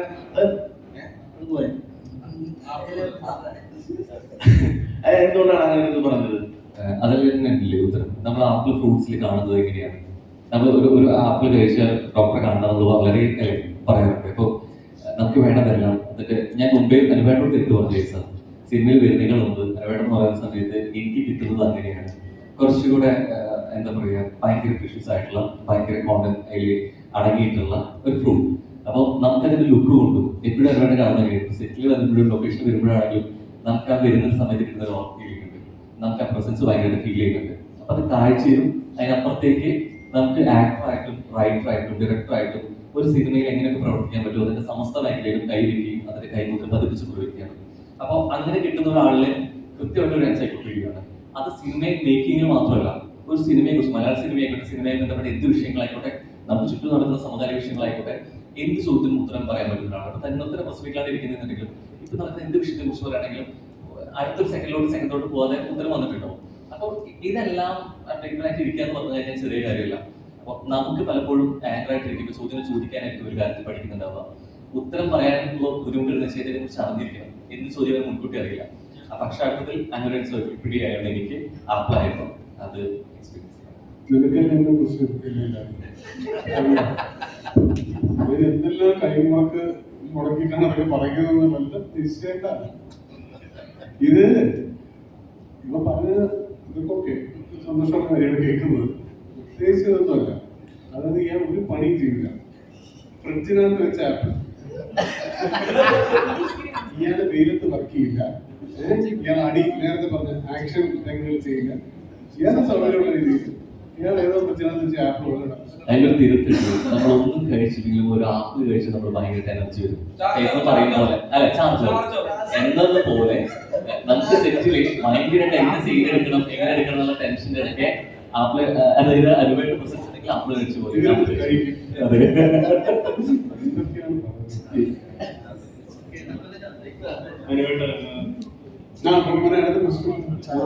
മൂന്ന് സിനിമയില് അഭിനയിച്ചു, ഇത്ര വർഷം ലാലേട്ടനെ നോക്കിക്കഴിഞ്ഞാൽ സ്റ്റുഡിയോയിലാണെങ്കിലും സെൽഫ് റോൾ ചെയ്ത് കുറെ ഡയലോഗ് പല ആർട്ടിസ്റ്റുകളും അങ്ങനെ ചെയ്യുന്നുണ്ട്. അനുവേണ്ട ഇത്രയും സിനിമയിൽ അഭിനയിച്ചു, അനുവേണ്ട സെൽഫ് റോൾ അല്ലെങ്കിൽ സർക്കാസ്റ്റിക് ആയിട്ട് ഏതൊരു സിനിമയിലെ ഡയലോഗോ അല്ലെങ്കിൽ പറയുന്ന സിറ്റുവേഷനോ ഇനിയുള്ള സിനിമയിൽ റെക്രിയേറ്റ് ചെയ്യണമെന്നോ അല്ലെങ്കിൽ പറയണമെന്നോ അങ്ങനെ എന്തെങ്കിലും തോന്നിയിട്ടുണ്ടോ? ഞാൻ എൻ്റെ സിനിമകളോ ഞാൻ പല സിനിമകളും എൻ്റെ സിനിമകൾ മുഴുവൻ കണ്ടില്ല. എനിക്ക് ഈ പിന്നെ ഹീറോയിലെ ഡയലോഗ് അത് വളരെ കഴിഞ്ഞ എന്നോട് പലരും ഞാൻ ഈ സോഷ്യൽ മീഡിയയിൽ ഒട്ടും ആക്റ്റീവ് അല്ലാത്തതാണ്. അപ്പൊ എന്നോട് പലരും കുറെ കഴിഞ്ഞിട്ട് എനിക്കിത് മനസ്സിലാവുന്നില്ല. അപ്പൊ ഞാൻ എൻ്റെ ടീം ഉണ്ട്, രാജ് ദുന്ദു എന്നൊക്കെ പറഞ്ഞു, അവരുടെ ചോദിച്ചിരുന്ന പരിപാടി സംഭവം അപ്പോഴാണ് ഇവർ എനിക്ക് അയച്ചു തരുന്നത്, ഇത് അങ്ങനെ ഡയലോഗ് ആയിരുന്നു എന്നുള്ള കാര്യമാണ്. എനിക്കത് നമ്മളത്ര സീരിയസ് ആയിട്ട് ഒന്ന് ഞാൻ പൊളിറ്റിക്കലി കറക്റ്റ് ആണെന്ന് പറയുന്നതെന്ന് എനിക്കറിയില്ല. പക്ഷെ ഇൻ ഫിലിംസ് അല്ലെങ്കിൽ സിനിമയെ സംബന്ധിച്ചിടത്തോളം ഞാൻ പ്രൈമറിലി റൈറ്ററാണ്. റൈറ്റിംഗ് അതിന് technically as a director even a റൈറ്ററാണ് ഞാൻ ഏറ്റവും കൂടുതൽ എൻഗേജ് ചെയ്ത് നിൽക്കുന്നത് ഒരു സിനിമയെ, അല്ലെങ്കിൽ അതിനോടുള്ള ഇഷ്ടം. ഇത് മറ്റൊരു പ്രൊഫഷനും ഇത്രയധികം പൈസ തരില്ല എന്നുള്ളതുകൊണ്ടാണ് നമ്മൾ ആക്ടിവിറ്റി സ്റ്റിക്ക് ഓൺ ചെയ്യുന്നത്. ഇത് വളരെ മുന്നേ ഞാനും ജയനും ഒരുമിച്ച് സിനിമയിൽ നിന്ന സമയത്ത് ഞാൻ ഒരു പോയിന്റ് എടുത്ത് പറഞ്ഞിട്ട് ഇത് നിർത്താം ഇവർ, കാരണം വെച്ചാൽ നിനക്ക് വേറെ പടം കുറെ നീ ചെയ്യും, ഞാൻ നിനക്ക് വേണ്ടി എഴുതിക്കൊണ്ടിരിക്കുമ്പോൾ so let stop this, let me do something so that അടുക്കളയിൽ അരി വേവണ്ടേ, അപ്പൊ അത് വേവണമെങ്കിൽ അഭിനയിക്കണം. അതുകൊണ്ടാണ് പ്രധാനമായിട്ടും ഒട്ടും പൊളിറ്റിക്കലി കറക്റ്റ് സ്റ്റേറ്റ്മെന്റ് അല്ല. കാരണം എൻ്റെ കൂടെ വന്ന എല്ലാ ആക്ടേഴ്സിനും പാഷനാണ്, നിങ്ങളുടെ ജീവവായുവാണ്, ജീവരക്തമാണ് അഭിനയം എന്നൊക്കെ പറയുന്ന കാലഘട്ടത്തിലാണ് ഞാൻ ഈ പറയുന്നത്. പക്ഷേ സത്യം എന്നെ സംബന്ധിച്ചിടത്തോളം സിനിമയിൽ ഏറ്റവും മിനിസ്ക്യൂൾ അല്ലെങ്കിൽ ഒരു ഇൻകോൺസിക്വൻഷ്യൽ എന്ന് പറയാൻ പറ്റില്ല, പക്ഷെ ഏറ്റവും ചെറിയ ഭാഗം ആണ് ഒരു ആക്ടർ എന്ന് പറയുന്നത്. Is as good as the director or the writer, primarily the writer. അയാൾ എഴുതി വെക്കുന്ന കഥാപാത്രം, അയാൾ സ്വരുക്കൂട്ടുന്ന ഒരു ബോഡി ലാംഗ്വേജ് ഡിഫറൻസും ഇല്ലെങ്കിൽ ഒരു ആക്ടർ എല്ലാം ഒരുപോലെ ഇരിക്കും. നമ്മളിപ്പോൾ ഈ പറഞ്ഞ പോലെ നേരത്തെ ഇപ്പോൾ വിക്രമാനന്ദ പോലീസ് ഓഫീസറാണോ അല്ലെങ്കിൽ ട്രാഫിക്കിലാണോ ഇതെന്ന് തനിനിറത്തിൽ ചോദിച്ചാൽ അത് ആ ബോഡി നമ്മുടെ ടെക്സ്റ്റൽ ബോഡിയിൽ എങ്ങനെ ഇരിക്കുന്നു എന്നനുസരിച്ചിരിക്കും. എനിക്കെന്നല്ല ഏതൊരു ആക്ടർക്കും അത് തന്നെ. അപ്പോൾ മോൻ ചോദിച്ച ചോദ്യത്തിനുള്ള ഉത്തരം ഇതാണ്, ഞാൻ അതത്ര എൻ്റെ പ്രൈമറി ഇൻട്രസ്റ്റ് അവിടെ പ്രൈമറി ഇൻട്രസ്റ്റ് എനിക്ക് റൈറ്റിംഗ്, അതും പിന്നെ ആക്ടേഴ്സിനെ വർക്ക് ചെയ്യുക എന്നുള്ളത്.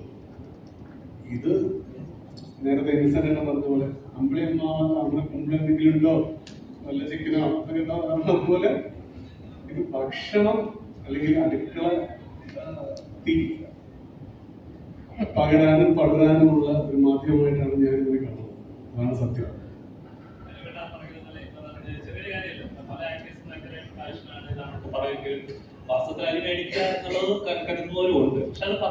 സർ പാഷൻ മാത്രമാണെങ്കിൽ പൈസ കുറച്ച് അപേക്ഷിച്ചു അതൊക്കെ ഓക്കെ, അതൊക്കെ ഒരു പറയാവുന്നേ ഉള്ളൂ. ഒന്നുമല്ല, ഇത് ആക്ടർ എന്ന രീതിയിൽ ആക്ടറിന്റെ ഏറ്റവും വലിയ ഗുണം എന്ന് പറയുന്നത് ഒന്ന് ഓഫ്കോഴ്സ് ഒരു സംവിധായകനും ഈ തരത്തിലുള്ള ഒരു മാനിഫെസ്റ്റേഷൻ കിട്ടില്ല. ആൾക്കാർ തിരിച്ചറിയുക വളരെ കുറവാണ്. പൈസയും കൊടുക്കുക. ഇപ്പോഴാണ് കുറച്ച് BBA 2010 ശേഷമാണ് തിരക്കഥാകൃതകൾ നല്ല പൈസ കിട്ടി തുടങ്ങിയത്. അതിന് മുന്നത്തെ ആൾക്കാർ വളരെ പിച്ചിഫുൾ എക്സിസ്റ്റൻസ് ആണ് പലർക്കും ഉണ്ടായിട്ടുള്ളത്. പ്രഗത്ഭരും അവരുടെ അന്ത്യമൊക്കെ വളരെ മെഡിക്കൽ ബിൽസ് കൊടുക്കാനില്ലാതെ പോയി ആയിരുന്നു. ആ നോബിയൊക്കെ എന്ത് വന്ന പൈസ വെച്ചിട്ടാണ് എണ്ണി തീർന്നിട്ടില്ല. അങ്ങനത്തെ സിനിമകളിൽ ഒരു പ്രത്യേകിച്ച് പാട്ടുകൾ ഭയങ്കര രസമുള്ള പാട്ടുകളാണ്. അപ്പൊ അതൊക്കെ പാട്ട് നടക്കാനുള്ള ഓർക്കുമ്പോൾ വരികൾ കേൾക്കുന്ന ലെവലിലുള്ള പാട്ടുകൾ. അപ്പം എന്റെ സിനിമകളിലെ പാട്ടുകൾ എപ്പോഴും ഇതൊരു കൈ ഉണ്ടാവണം, അല്ലെങ്കിൽ അതിന്റെ തൈര് ഉണ്ടാവിക്കണം എന്നൊരു ഇതുണ്ടെന്ന്. എന്റെ എല്ലാ സിനിമകളും നമുക്ക് നിർബന്ധം പിടിക്കാൻ പറ്റില്ല. കാരണം എന്ന് വെച്ചാൽ ഇതിന്റെ പാട്ടുകൾ എനിക്കറിയില്ല. ഈ പാട്ടുകൾ അത് രൂപമുണ്ടെന്ന് എനിക്കറിയില്ല. ചില സിനിമകൾ നമ്മൾ അങ്ങനെ വർക്ക് ചെയ്യുന്ന സമയത്ത് ആ പാട്ടുകൾ നല്ലതാവണം. പ്രത്യേകിച്ച് ഞാൻ എഴുതുന്ന സിനിമകളിലെയും ഡയറക്റ്റ് ചെയ്യുന്ന സിനിമകളിലെയും ഉറപ്പായിട്ടും ഞാനത് ശ്രദ്ധിക്കാറുണ്ട്. കാരണം എനിക്ക് ഭയങ്കര ഇഷ്ടമാണ് സംഗീതം എന്ന് പറയുന്നത്. നോബി പഠിച്ചിട്ടുള്ള അത്ര ഞാൻ സംഗീതം പഠിച്ചിട്ടില്ലെങ്കിലും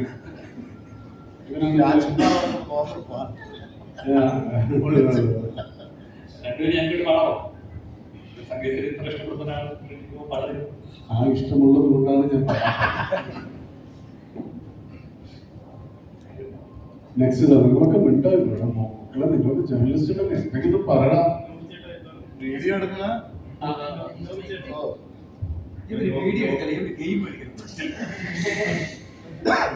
യോഗിച്ചേട്ടനും തകർച്ചേട്ടനും സ്റ്റാർ മാജിക്കിൽ എല്ലാവരും ഇഷ്ടപ്പെടുത്തിരുന്ന രണ്ട് എല്ലാവരെയും ഇഷ്ടമായിരുന്നില്ല. അതിൽ നിങ്ങളൊരു കോമ്പിനേഷൻ സ്പോണ്ടേനിയസ് ആയിട്ട് രണ്ടുപേരും പറയുന്ന കൗണ്ടേഴ്സ് ഇഷ്ടപ്പെടുന്ന ഒരുപാടാണെങ്കിലും ഈ സിനിമയിലേക്ക് വരുമ്പോൾ രണ്ടുപേരും പിന്നെ ഒന്നിക്കുന്നു. അപ്പൊ നിങ്ങൾക്ക് തന്നെ വീണ്ടും ഒരു ഗെറ്റ് ടുഗദർ ഒരു പരിപാടിയാണല്ലോ സെറ്റിൽ അതായത് ഷൂട്ടിനെ ഒന്നിക്കുന്ന ഒരു പരിപാടി. ഞങ്ങൾ വർഷങ്ങളായിട്ട് ഒരുമിച്ച് നിൽക്കുന്നതാണ്. അപ്പൊ സ്റ്റേജിലായാലും മീഡിയയിൽ വന്നപ്പോഴേ ഞങ്ങൾ ഒരുമിച്ച് സിനിമയിലും അവർക്ക് തന്നതിന് എപ്പോഴും കണ്ടാലും പഴയ തോന്നുന്നു. ഞങ്ങൾ പരസ്പരം കാണുമ്പോൾ അതിൽ കുറെ തമാശ കാണാം, അതിൽ കുറെ തമാശ കാണും. അത് ഞാൻ ചിരിക്കുകയാണ് എന്റെ ജോലി.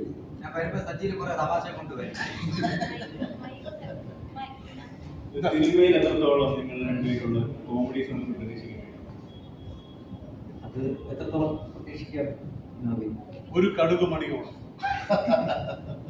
അത് രണ്ടർത്ഥം ത്രില്ലർ പടമല്ലേ, അവൻ കോമഡി ആക്കാൻ പറ്റും. അതെ, കോമഡി ഉണ്ടാവും.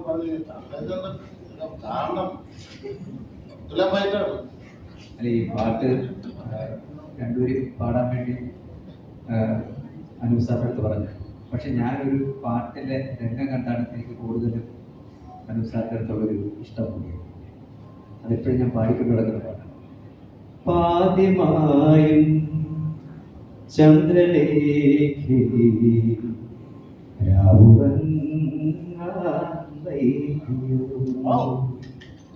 നോവറിഞ്ഞും നെയ്മെരിഞ്ഞും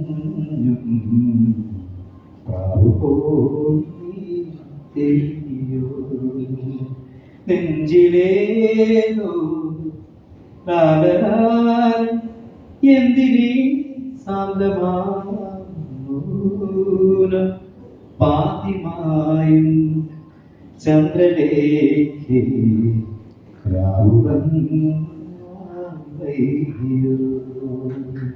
എവിടെ രണ്ടുപേരും പാടുന്ന സമയത്ത് ചെറിയ തെറ്റുകൾ അവിടെ വരാം, വരിയിലും കൂടുതലൊക്കെ. എന്നാലും ആ പാട്ടിൻ്റെ ഇഷ്ടം ആണ് കൂടുതലും. സാറിൻ്റെ ഒരു പടത്തിൽ അഭിനയിക്കണമെന്ന് വരെ ആഗ്രഹിച്ചത്, അതുകൊണ്ട് സാധിച്ചു. പിന്നെ നോബി ഒരു പാട്ട് പാടുമെന്ന് ചോദിച്ചാൽ നോബി ഏറ്റവും കൂടുതൽ സംഗീതം പഠിച്ചിട്ടുണ്ട്. കൂടുതൽ നോബി പാടുന്നത് 6-ാം നമ്പറിലെ സോങ്ങാണ്. അതിൽ ആ സോങ്ങിൻ്റെ നീട്ടൊക്കെ എടുത്തിട്ട് നോബി എടുത്ത് വെച്ച് വീട്ടിൽ പോയി വന്നാലും അല്ല എടുത്തു വെച്ചിട്ട് വീട്ടിൽ പോയി വന്നാലും ആ നീട്ട് അങ്ങനെ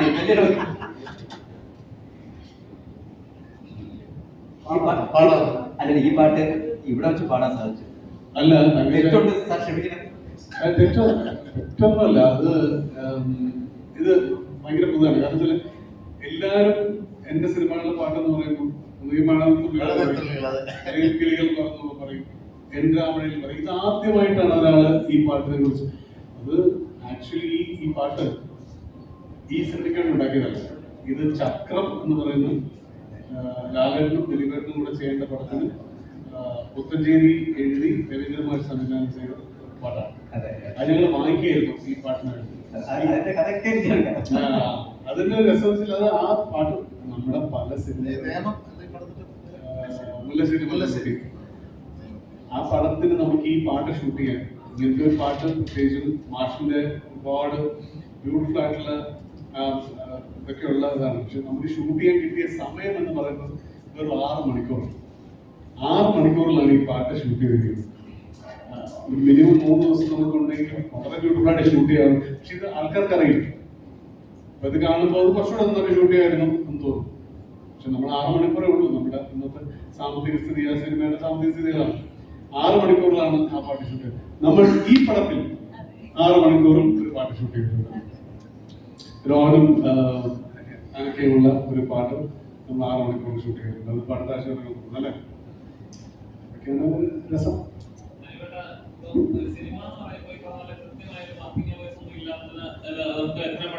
പ്രൊഡ്യൂസറെ സംബന്ധിച്ച് എത്ര പെട്ടെന്ന് സിനിമ തീർക്കാന്നുള്ളതാണ്. അപ്പൊ ഇടപെടാന്ന് പറയുന്നത് തീർക്കാന്നുള്ളതാണ്. അപ്പം വർക്കിംഗ് അവേഴ്സ് ഇതിന് കൃത്യമില്ല. 10-19 മണിക്കൂറൊക്കെ വർക്ക് ചെയ്തു. അപ്പം ഇവർക്ക് അത് ഇടപെട്ട് ഇപ്പം നാളെ മുതൽ 12 മണിക്കൂർ ആണ് ഒരു നോർമൽ വർക്കിംഗ് ടൈം അവേഴ്സ് പോലെ ആക്കിയിരിക്കുകയാണ്. അപ്പൊ അനുപേട്ട ഒരു ഡയറക്ടറാണ്, പ്രൊഡ്യൂസറാണ് പറയുന്നത്. അപ്പം ഇങ്ങനെ ഒരു പെർസ്പെക്റ്റീവ് നോക്കുമ്പോൾ എങ്ങനെയുള്ളൂ ഇങ്ങനെ ഒരു വർക്കിംഗ് അവേഴ്സ് 12 മണിക്കൂർ മാത്രം എന്നുള്ള ലെവലിൽ വരുമ്പോൾ? അല്ല, ഇതിനെ 2 തരത്തിലാണ് എടുക്കാനുള്ളത്. ഒരു നിർമ്മാതാവിനെ സംബന്ധിച്ചിടത്തോളം 12 hours എന്ന് പറയുന്നത് വർക്ക് ചെയ്യണമെന്നുണ്ടെങ്കിൽ അമ്മാതിരി പ്ലാനിങ് നമ്മൾ സ്ക്രിപ്റ്റ് സ്റ്റേജിൽ തന്നെ ഉണ്ടാകും. ഇത് പലപ്പോഴും നമ്മുടെയൊക്കെ സിനിമകളിൽ പലപ്പോഴും സെറ്റിൽ എഴുതിയിട്ടുള്ള സിനിമകളാണ്. പക്ഷെ എൻ്റെ സിനിമകളിൽ എനിക്ക് തോന്നുന്നത് ലോട്ട് ഷൂട്ട് ചെയ്തത് 21 ദിവസം, ബ്യൂട്ടിഫുൾ ഷൂട്ട് ചെയ്തത് 19 ദിവസം, പത്മ ഷൂട്ട് ചെയ്തത് 12 ദിവസം, സിൻഡ്രല്ല എന്ന് പറഞ്ഞ സിനിമ അത് 9 ദിവസം കൊണ്ടാണ് ഷൂട്ട് ചെയ്തത്. അപ്പൊ എന്നെ സംബന്ധിച്ചിടത്തോളം ഇത് എനിക്കതിന് ഒരു ജഡ്ജ്മെന്റിലായിട്ടോ ഒരു കാറ്റഗോറിക്കലായിട്ടോ പറയാൻ അറിയില്ല. കാരണം അങ്ങനെ എൻ്റെ സിനിമകളൊന്നും 24 മണിക്കൂർ ഷൂട്ട് ചെയ്യുമോ അങ്ങനെയൊന്നുമില്ല. എനിക്കറിയാം എപ്പോൾ എല്ലാവരും വേണ്ട ഇനി വേണം എന്ന് പറയുന്ന ഒരു, പക്ഷെ നമ്മുടെ സിനിമകളൊക്കെ 10 ദിവസം 15 ദിവസമൊക്കെ ഷൂട്ട് ചെയ്തിട്ടുണ്ട്. ഇതൊന്നും തന്നെ ഒരു വലിയ മേനിയായിട്ട് പറയുന്നതല്ല. അത്ര ഇപ്പം പത്മ പടത്തിലേക്ക് വന്ന് 40 സീനാണ്, 2 മണിക്കൂറാണ്, 8 പാട്ടുണ്ട് സിനിമയിൽ അല്ലേ, 7 സോങ്സ്, 7 പാട്ട്. പക്ഷെ 12 ദിവസം നമ്മൾ ഷൂട്ട് ചെയ്തു. പത്മ അത് മതിയോ എന്ന് ചോദിച്ചാൽ കുറച്ചുകൂടെ നമുക്ക് എടുക്കാം.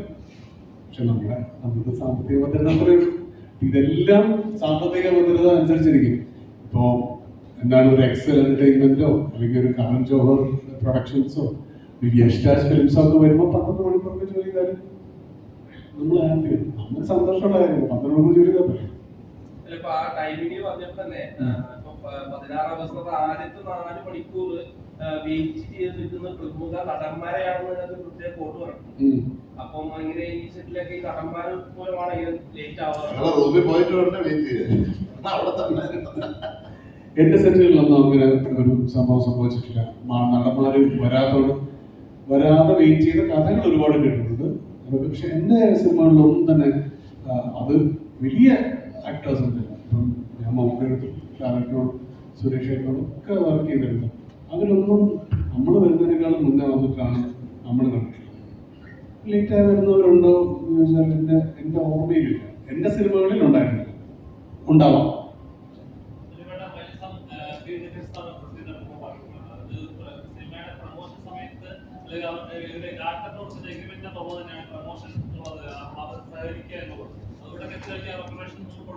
പക്ഷേ പല ആക്ടേഴ്സും വലിയ ആക്ടേഴ്സ് ആയാലും അവർ പ്രൊമോഷൻ സമയത്ത് സഹകരിക്കുന്നില്ലെന്നും അത് അതിന് പ്രൊഡ്യൂസേഴ്സിന് ലക്ഷങ്ങൾ നഷ്ടമുണ്ടാവുകയും ചെയ്യുന്നുണ്ട്. അപ്പോൾ ആസ് എ പ്രൊഡ്യൂസർ കൂടി ഇപ്പോൾ ഇങ്ങനത്തെ കോർപ്പറേഷൻ ആക്ടേഴ്സിന്റെ ഭാഗത്ത് ഇല്ലാതെ വരുമ്പോൾ പ്രശ്നങ്ങൾ ചെറുതല്ലേ? അതെ, ഇതിന് പല അടവുകളുണ്ട്. കാരണം എന്ന് വെച്ചാൽ ഇതിന്റെ ലെയറിംഗ് എന്ന് പറയുന്നത് എന്താണ് പ്രൊമോഷൻ?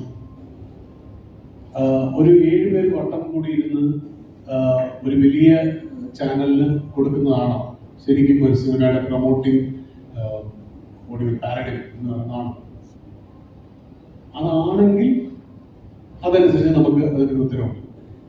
കാരണം അങ്ങനെയാണെങ്കിൽ ഇവിടുത്തെ പല സിനിമകൾക്കും ആദ്യ ദിവസം ഫുൾ ആള് വരണം ഈ പ്രൊമോട്ട് ചെയ്ത പോലെ. പല ഓൺലൈനിലും പ്രഗത്ഭരായ ഓൺലൈൻ ഇന്റർവ്യൂ കൊണ്ട് പ്രഗത്ഭരായ പല നടന്മാരുടെയും സിനിമകൾ ആദ്യ ദിവസം നിറയണമല്ലോ. അപ്പൊ അതല്ല, അതുകൊണ്ട് ഒരു സിനിമ ആ പ്രൊമോഷൻ കൊണ്ട് വർക്കാവുമെന്ന് എനിക്ക് തോന്നുന്നു.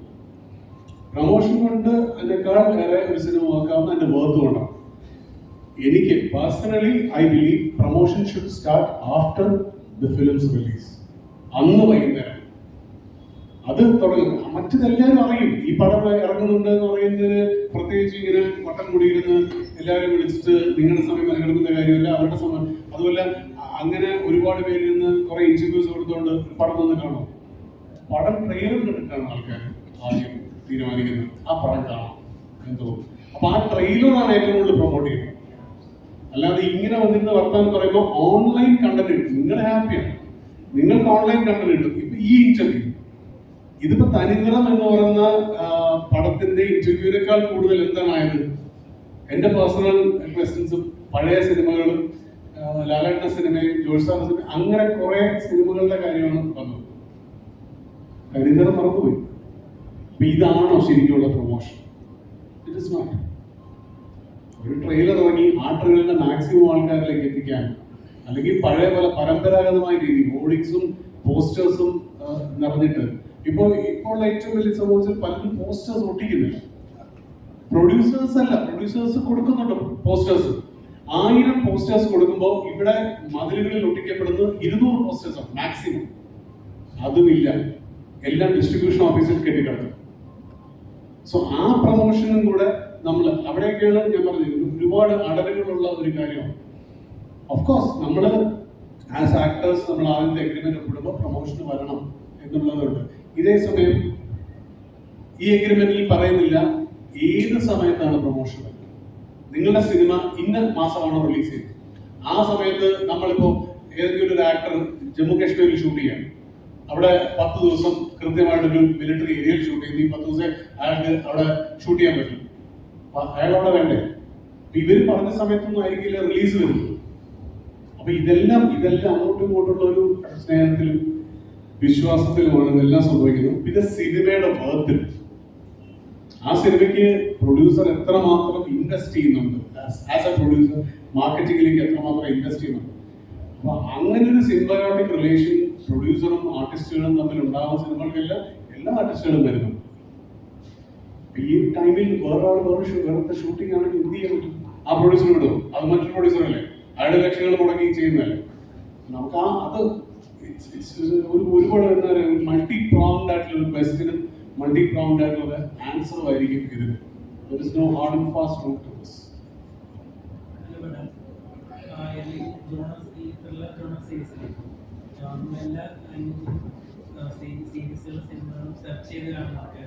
അതെ, നമ്മളിപ്പോ അനുപേട്ട ലാസ്റ്റ് ചെയ്ത അത് പ്രേക്ഷകര് ഭയങ്കരമായിട്ട് റിവ്യൂ പറഞ്ഞ ഹിറ്റാക്കിയ ഒരു പടമാണ്, ഗംഭീരമായ ഒരു സിനിമയാണ്. അപ്പോൾ മലയാള സിനിമയിലെ എല്ലാവിധ റൈറ്റിംഗ് എല്ലാ മേഖലയും കൈകാര്യം ചെയ്തിട്ടുള്ള ഒരു ജീനിയസ് ആയിട്ടുള്ള ഒരു അനുപേട്ടന് ഈ സിനിമ തിരഞ്ഞെടുക്കുമ്പോഴത്തേക്ക് ഇതിനകത്തൊരു ഫ്രഷ് ആയിട്ടുള്ളൊരു ത്രിൽ കണ്ടന്റ് ഉണ്ടോ, അതോ അതിനകത്തൊരു സോഷ്യൽ മെസ്സേജ് കൺവേ ചെയ്യുന്നുണ്ടോ?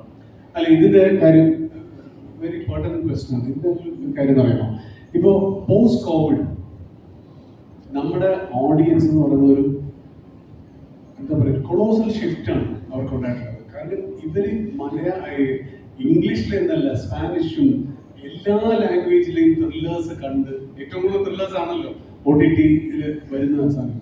സോ ദേ നോ അവരുടെ മേക്കിംഗ് പോലും. ഇപ്പൊ ഒരു സീരീസ് നമ്മുടെ ഇപ്പോഴത്തെ അടുത്ത കാലത്ത് ഞാനൊരു സീരീസ് ഉണ്ട്, ഹിസ് ആൻഡ് ഹേഴ്സ് എന്ന് പറഞ്ഞൊരു സീരീസ്. അതിഗംഭീരം. അതിന് ഓരോ എപ്പിസോഡും അവർ കൊണ്ട് നിർത്തുന്ന സ്പേസ്. ഇതൊക്കെ നമ്മൾ ഓരോ സീനും കൊണ്ട് നിർത്താൻ നമ്മുടെ ത്രില്ലർ സിനിമകൾ കഴിഞ്ഞിട്ടുണ്ടായിരുന്നെങ്കിലും നമ്മൾ ആഗ്രഹിച്ചു പോകുന്ന സാധനങ്ങൾ. അപ്പം ഓഡിയൻസിനെ ഒരു തരത്തിൽ നമുക്കിതിന് എന്താ പറയാ, നമുക്ക് ആ ലെവലിലേക്ക് ഉയരാൻ ഇപ്പൊ സാധിക്കുന്നില്ല. That is true. ഓക്കെ എന്ന് പറയുന്ന അല്ലെങ്കിൽ ഒരു ജസ്റ്റ് എബോ ആവറേജ് എന്ന് പറയുന്ന സാധനങ്ങളെ നമുക്ക് തിരഞ്ഞെടുക്കാനേ പറ്റും. ആ കൈൻഡ് ഓഫ് മേക്കിങ്ങിലും ആ കൈൻഡ് ഓഫ് ട്വിസ്റ്റ് ആൻഡ് ടേൺസിലുമാണ് ഇന്ന് നമ്മുടെ ഓഡിയൻസ് നിൽക്കുന്നത്. അത്രമാത്രം അവർ കാണുന്നുണ്ട്.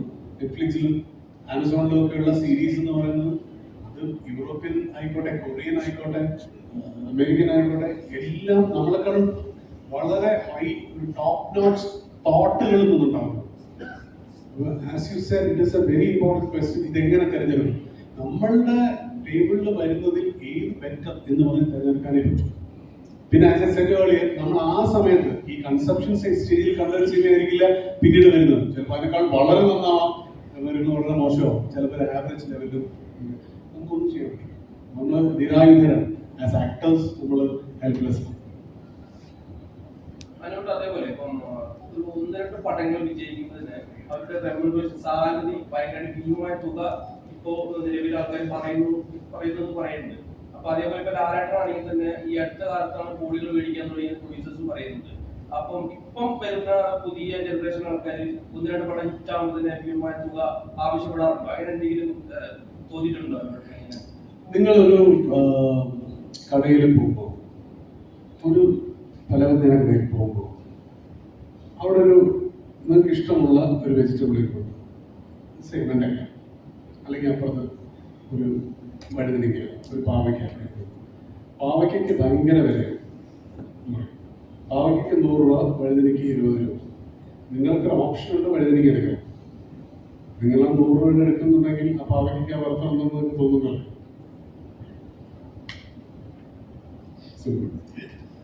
കൊടുക്കണ്ടേ? കൊടുക്കാതിരുന്നൂടെ? പുറത്തുണ്ടല്ലോ 20 രൂപ. എടുക്കുന്നുണ്ടോ? ഇല്ല. എന്താ? ആ 100 രൂപ എടുത്താൽ ചിലപ്പോൾ 150 ആയേക്കാം. അപ്പുറത്തെ കടയിൽ കൊണ്ട് വിറ്റാൽ 150 ആയേക്കാം എന്നുള്ള തോട്ടാണ്. അല്ലെങ്കിൽ കൊടുക്കണ്ട. ആരും അവരുടെ വീട്ടിൽ പോയിട്ട് എടാ എനിക്ക് 10 കോടി തരാം എന്ന് പറയുന്നില്ലല്ലോ. അങ്ങോട്ട് ചെല്ലുകയാണ് ചെയ്യുന്നത്. മാറ്റണമെങ്കിൽ ഇത് വേണ്ടെന്ന് പറയും. നീ പാവയ്ക്ക് എടുക്കോ? ആദ്യം അത് എടുക്കാൻ പഠിക്കും. എന്തുകൊണ്ട് ഫെബ്രുവരി 13?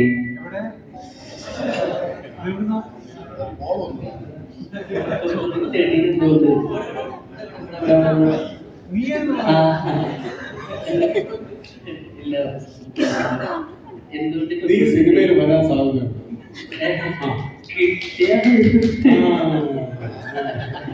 ഇന്നിവിടെ ഇന്റർവ്യൂ ചെയ്യാനൊന്നുമല്ല വന്നത്. ഇവിടെ ഏതെങ്കിലും ഒരു ഡയറക്ടറോ ആരെങ്കിലും ഒരു സിനിമയില് അതല്ലേ? ഞാൻ എന്നും വരില്ലേ, എല്ലാ പ്രസ് മീറ്റിനും ഞാൻ വരില്ല. അതിന്റെ ആത്യന്തികമായ മോഹം എന്താണ്? സിനിമയിൽ എന്താ ചോദ്യം? ഫെബ്രുവരി 13 എന്തുകൊണ്ട് റിലീസ്? ഫെബ്രുവരി 13 ആണ് വലിയ മറ്റു റിലീസുകൾ ഇല്ലാത്തൊരു വെള്ളിയാഴ്ച.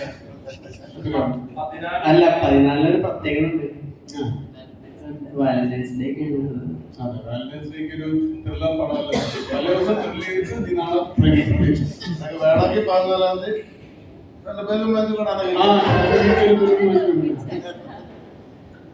എന്തായാലും എല്ലാരും കാണും. അപ്പൊ അല്ല, സിംഗിൾസ് എല്ലാവരും കാണും. അതാ നീ ആ ഫോണിലൊക്കെ എത്ര മാത്രം നോക്കുന്നു? ഞാൻ വീഡിയോ എടുത്തിട്ടില്ല. അതോ നീ സ്വയം സെൽഫി എടുത്തിട്ട് നിന്നെ തന്നെ കണ്ടിട്ട് ആസ്വദിക്കണം? ശരി, അടുത്തത്.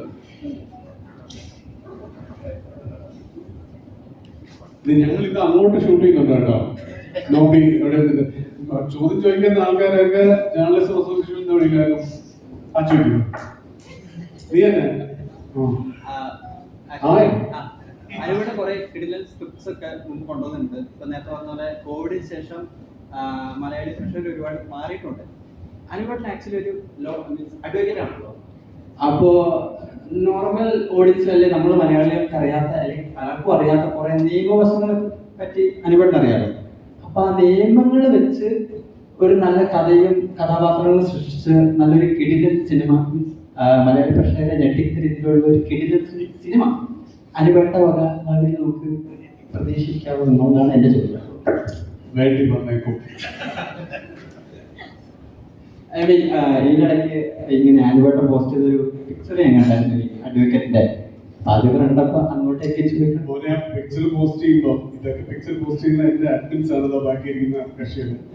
അപ്പം ഇവര് പോസ്റ്റ് ചെയ്യുമ്പോൾ എന്റെ ആഗ്രഹം എന്ന് വെച്ചാൽ ഇതെങ്കിലും കണ്ടിട്ട് എനിക്കൊരു വക്കീൽ വേഷം ഏതെങ്കിലും. അപ്പൊ എന്ത് ചെയ്താൽ വരും ആരെന്നറിയാമോ? വീണ്ടും പുതുമുഖങ്ങൾ വരും. അവരാണ് കൂടുതലും വരാറ്. ഈ 100 സിനിമ പേജിൽ എനിക്ക് തോന്നുന്നു ഒരു 5 or 6 ഉള്ളൂ മെയിൻ ഡയറക്ടേഴ്സിന്റെ കൂടെ ഞാൻ അഭിനയിച്ചത്. ബാക്കി 95% ആണല്ലേ? അതെ അതെ അതെ കറക്റ്റ്. റൈറ്റ് അങ്ങനെ അങ്ങനെ കാലൊക്കെ അവന്റെ ചിരി ഉണ്ടോ?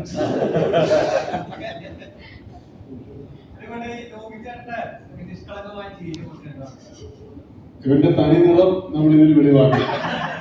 ഈ നിഷ്കളങ്കമായ ചിരിക്ക് പിന്നിലെ കരാളമായ ഹൃദയം. പിന്നെ എത്ര ബേസിക്കലി ഭയങ്കര രസമായിട്ടുള്ള വളരെ എനിക്ക് ഏറ്റവും പ്രിയപ്പെട്ട എന്റെ കോസ്റ്റാസിൽ ഒരാളാണ് നോബി. ഞാൻ കാലിഫോർണിയക്ക് വരും ഇവനെ ഓടിച്ച് ഹൃദയാഘാതം സംഭവിച്ചുകൊണ്ട് മാത്രമല്ല അന്നേ അവരുണ്ടെങ്കിൽ ഭയങ്കര ഒരു സന്തോഷം. ഞങ്ങൾ ഈ ഷൂട്ടിങ്ങിനിടയിലും ഒരുപാട് ദിവസം നോബിയേക്കാൾ പുറകിൽ വരും. ഞങ്ങൾ സംസാരിച്ച് കുറേ രാത്രി ഒരുപാട് നേരം ഇരിക്കും. ഞാൻ പറഞ്ഞില്ലേ അങ്ങനെ ആൾക്കാരെ കിട്ടാൻ വളരെ പ്രയാസമാണ്. അത്തരം അന്ന് എന്താണോ അത് തന്നെയാണ് അയാൾ ഇപ്പോഴും.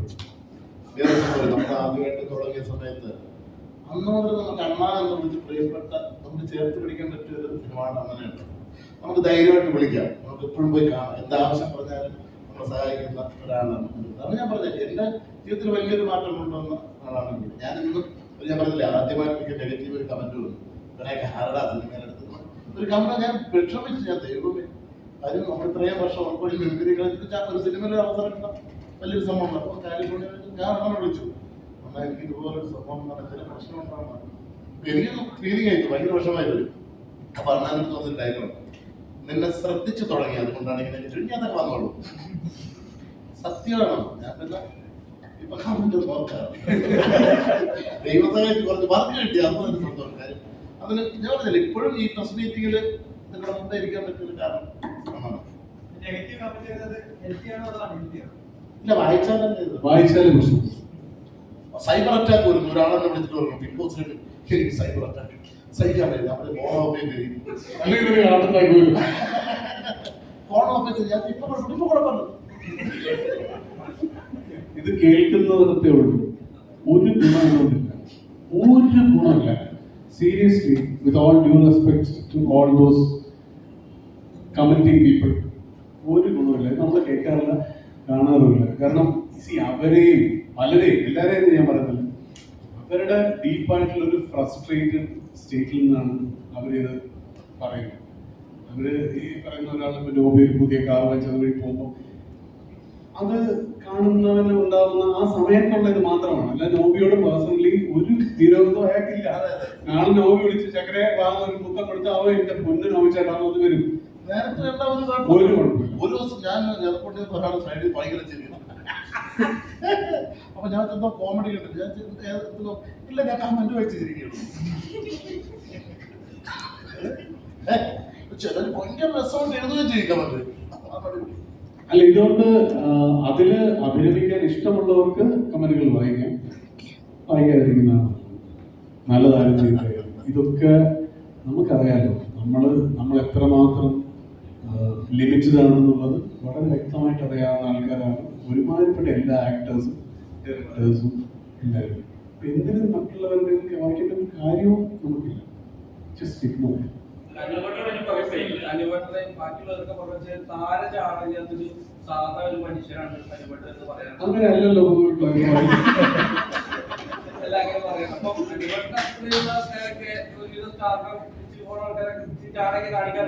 സ്റ്റാർ ആണെങ്കിൽ ഞാൻ കാണിക്കാൻ പറ്റും. ഞാൻ അതുകൊണ്ടായിരിക്കും.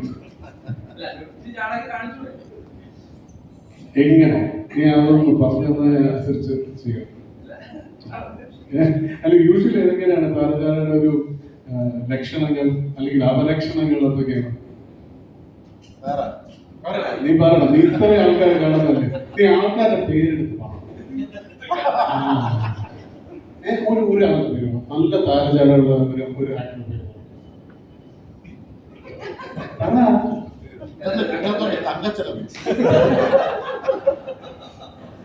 അങ്ങനെ പറയണം. വേണ്ടേ? കിട്ടാ നിർത്തിയാ? ശരി, ഓക്കെ. അടുത്ത ക്വസ്റ്റ്യൻ.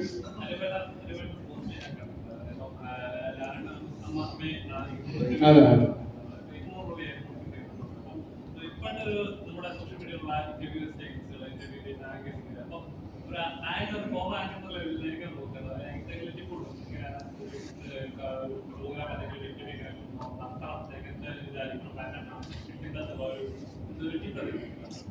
ഇതിനകത്ത് ഞാനങ്ങനെ ഒരു ടിപ്പും ആർക്കും കൊടുക്കാൻ അർഹനല്ല. കാരണം വെച്ചാൽ ഞാൻ ആ സമയത്ത് ഈ പറയുന്ന ഒരു ആങ്കർ ആയിരുന്ന ടൈം എന്ന് പറയുന്നത് ജേർണലിസം തന്നെ വേറെ തരം ആയിരുന്ന ടൈമാണ്.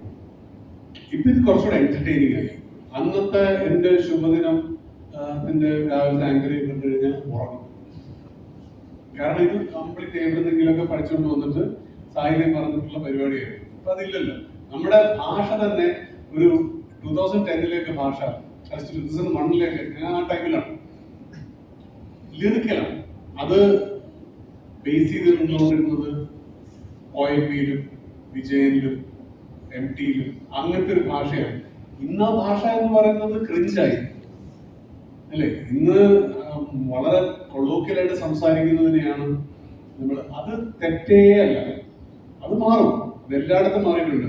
ഇപ്പോൾ 1920s വെതറിംഗ് ഹൈറ്റ്സ് ഒക്കെ പോലത്തെ സാധനങ്ങൾ എഴുതുന്ന പോലെ അല്ലല്ലോ ഇന്നൊരു കോട്ടൺ പാമ്പക്കോ അങ്ങനത്തെ ഒരു പുതിയ റൈറ്റിൽ എഴുതുന്നു. അവിടെ ഞാൻ പറഞ്ഞു എല്ലായിടത്തും ഇന്നത്തെ അപ്പോൾ ഒരു സുഭാഷ് ചന്ദ്രൻ എഴുതുന്ന പോലെ അല്ലല്ലോ.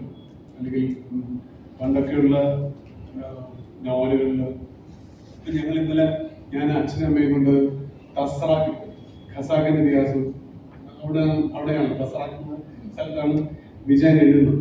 അപ്പം ഞാൻ വെറുതെ ആലോചിക്കായിരുന്നു വെയിലിന്റെ സ്ഫടികമാനങ്ങളിലേക്ക് ടെറാടൈലുകളെ പോലെ പറന്നിറങ്ങി എന്നൊക്കെ പറഞ്ഞിട്ടുള്ള ഉപ്പുവച്ചന്റെ എപ്പിസോഡൊക്കെ ഇന്നൊരിക്കലും ഒരു റൈറ്റർ അങ്ങനെ എഴുതുന്നില്ല. കാരണം അത് എഴുതിയാൽ അത് ക്രഞ്ചാണ്. ഇത് മനസ്സിലാവാത്ത ഒരു കമ്മ്യൂണിക്കേഷൻ ബാരിയറുള്ള ഒരു തരത്തിലുള്ള സാധനം ഇപ്പൊ എടുക്കില്ല. ഒരു അതിനെ ഭയങ്കര ഞാൻ അടുത്ത കാലത്ത് അന്തമിട്ട് വായിച്ച ഒരു പുസ്തകം എന്ന് പറയുന്നത് അരുന്ധതി റോയുടെ മദർ കംസ് ടു മീ എന്നുള്ള ബുക്കാണ്. ഈവൻ അതിന്റെ ലാംഗ്വേജ് പോലും അതിന്റെ ഒരു സീൻ കൺസ്ട്രക്ട് സെന്റൻസുകൾ എങ്ങനെയാണ് അവർ ബാക്ക് ആൻഡ് ഫോർത്ത് പോകുന്നത്, ഈ സാധനത്തിനൊക്കെ വലിയ മാറ്റങ്ങൾ വന്നു കഴിഞ്ഞു. ഇത് നമ്മൾ ഉൾക്കൊണ്ടില്ലെങ്കിൽ ഇത് നമ്മുടെ പഴയ ഭാഷ പോയി. പഴയ ഭാഷ പോലുള്ളതാണ്, അത് പോവും. It will whether of. പുതിയ പുതിയ നവനവങ്ങളായിട്ടുള്ള ഭാഷാ പ്രയോഗങ്ങൾ വരും. നമ്മളിപ്പം അടിപൊളി എന്ന് പറയുന്ന സാധനം വന്ന സമയത്ത് എന്ത് ഭാഷയെന്ന് കുറച്ച് വെച്ചാൽ അടിപൊളി അങ്ങനെ ഇന്നത് കോമൺ മലയാളം ലാംഗ്വേജിലേക്ക് എടുത്തു കഴിഞ്ഞു. അടിപൊളി എന്ന് പറയുന്ന ആ വാക്ക്. ചെത്ത് പയ്യൻ എന്ന് പറയുന്നത് പണ്ടൊരു വൃത്തികെട്ട ഭാഷയായിരുന്നു. അതൊക്കെ നമ്മുടെ common. That change happens. Embrace it. അതിനെ ആലിംഗനം ചെയ്ത് കൂടെ നിർത്തിയില്ലെങ്കിൽ നമുക്ക് പുറത്തിരിക്കാം.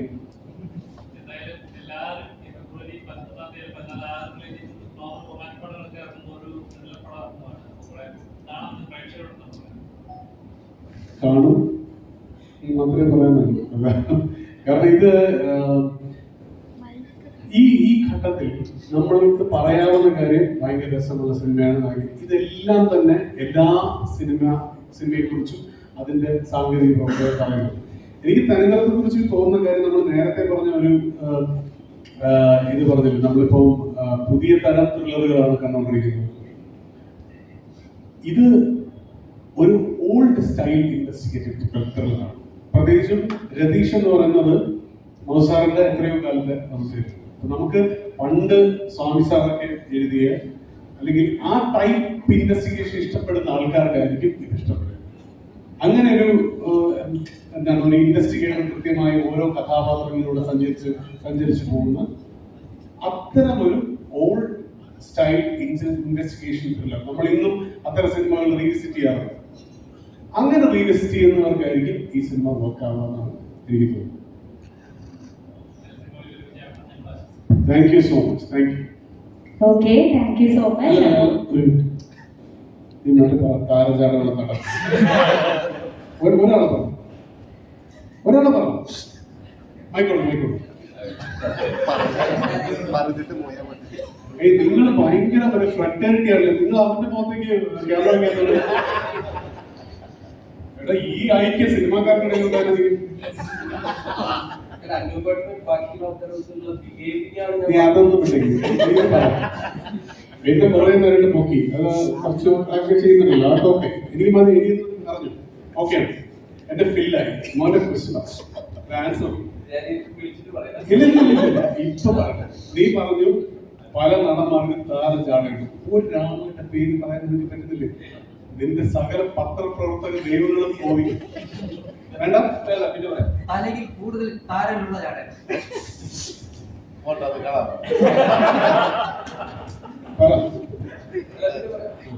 അപ്പം മനസ്സിലായാലും ഒരു ക്വസ്റ്റ്യൻ എന്തുകൊണ്ട് ഉത്തരം പറയാം. തിരിച്ചങ്ങോട്ട് ക്വസ്റ്റ്യൻ ചെയ്തോ ക്ലീൻ. ഓക്കെ, അപ്പൊ ഇതിൽ നിർത്താം.